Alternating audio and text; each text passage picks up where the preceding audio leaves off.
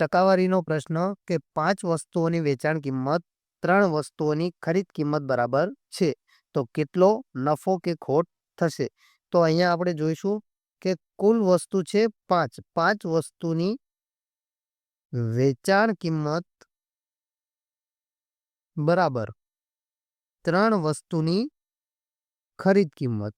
એટલે અહીંયા આપણે જોઈશું કે 5ની વેકી બરાબર 3ની ખરીદ કિંમત.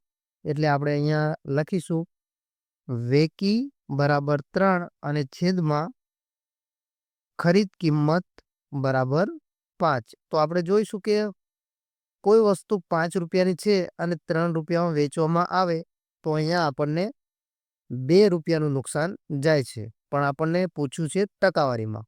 તો અહીંયા આપણે લખીશું કે 2 રૂપિયાની ખોટ 5 રૂપિયામાં જતી હોય તો 100% એ કેટલી?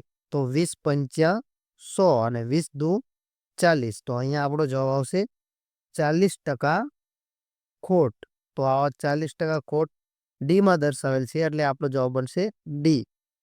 તો આવા ને આવા મેથ્સ પીવાયક્યુ જોવા માટે આ આપણી ચેનલને સબસ્ક્રાઈબ કરી લો.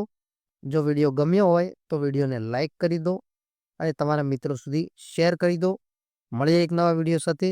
ત્યાં સુધી જય હિન્દ, જય ભારત.